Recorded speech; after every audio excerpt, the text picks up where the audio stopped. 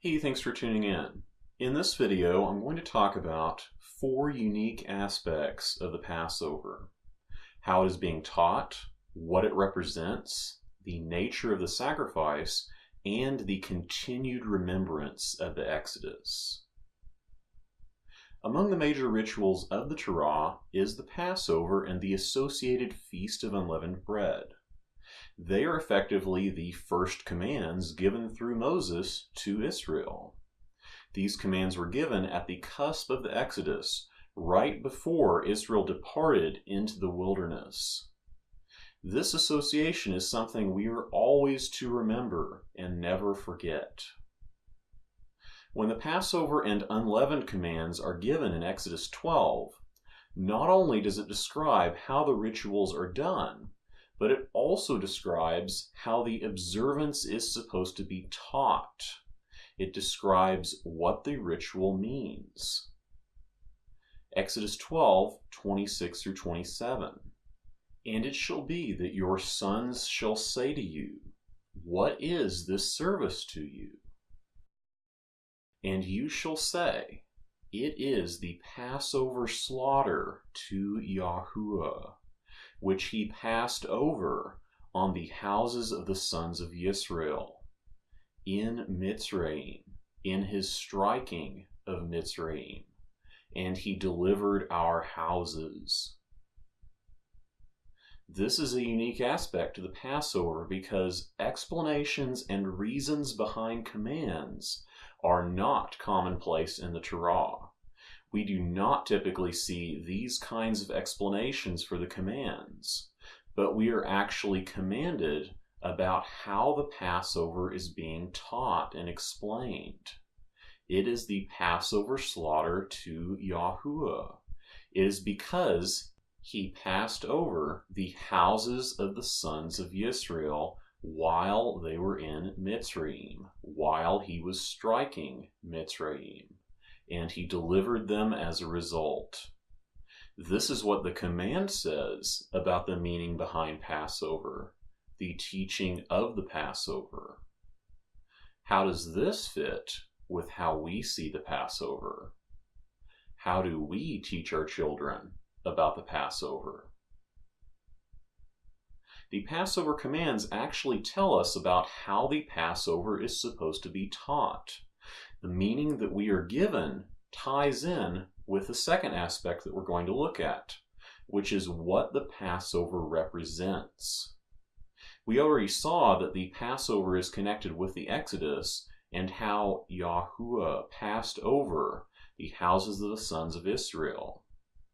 But why was that done? What are we to know as a result of that? Exodus 11:4 through 7. And Moses said, thus says Yahuwah, as the middle of the night I am going forth in the midst of Mitzrayim. And all firstborn in the land of Mitzrayim shall die, from the firstborn of Pharaoh, the one sitting on his throne, unto the firstborn of the maidservant, which is behind the millstones, and all firstborn beast. And a great cry shall be in all of the land of Mitzrayim, which there has not been like it, and there shall not be again like it. And to all of the sons of Israel a dog shall not point its tongue, from man unto beast, so that you shall know that Yahuwah is distinguishing between Mitzrayim and between Yisrael. The plague of the firstborn is explained, the event which the first Passover will be done in response to. As we already saw, this is directly connected with the meaning of the Passover and how the Passover is being taught. But why is this event taking place? What shall we know as a result of it? So that you shall know that Yahuwah is distinguishing between Mitzrayim and between Yisrael. It's not symbolic of the salvation of the whole world, or of the treatment of all people in the same way. That would clearly not fit these events that were taking place. Instead, he is making a distinction. He is separating between Mitzrayim and Israel.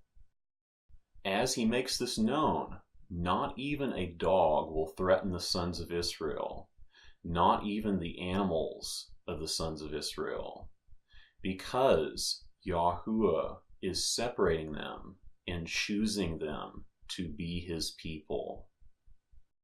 Not only do the Passover commands give the reason for the ritual, but the narrative of the Exodus plainly states the reason behind that reason, the significance at a higher level yet, so that you shall know that Yahuwah is distinguishing between Mitzrayim and between Yisrael.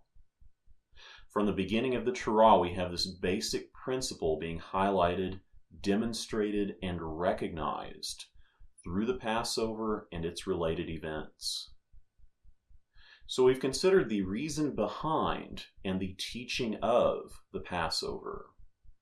And while we are considering those points, we can also look at this from a different angle.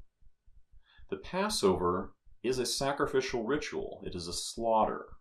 The slaughter of the Passover is unique among the other slaughters of the Torah.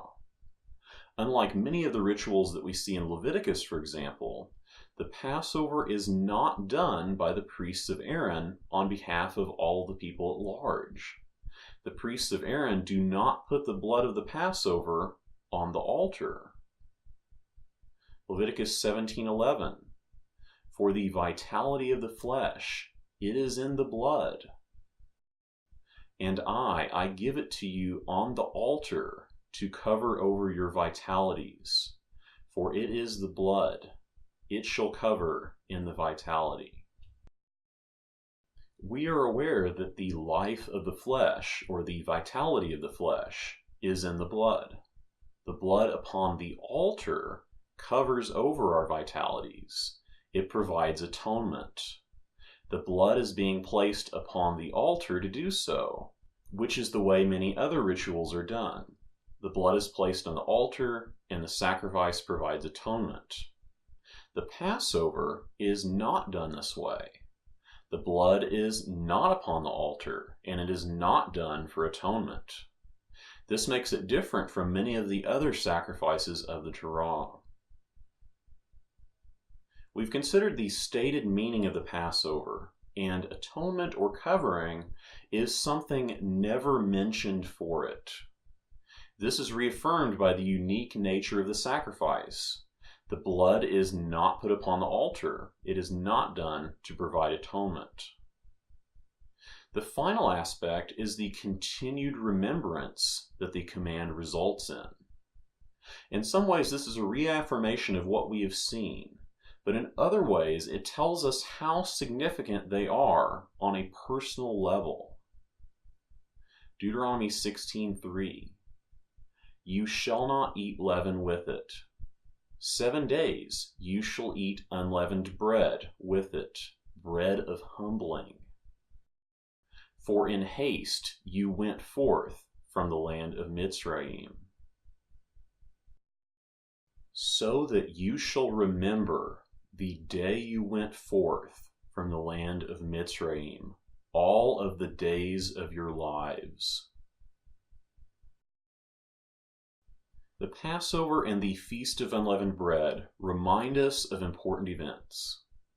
We should pay attention to how the commands describe these events and the significance that the law places upon them. We do not need to add to them or to assume that something is not said in order to make them important. Clearly, if there is a day that is to be remembered all of the days of one's life, it is a day that is already important. Thanks for watching, and feel free to check out my video on the Feast of Unleavened Bread, where I discuss the terms for leaven and yeast if you haven't seen it yet. The link will be in the description box. Thanks for watching, and remember the Exodus, and remember the commands. Shalom.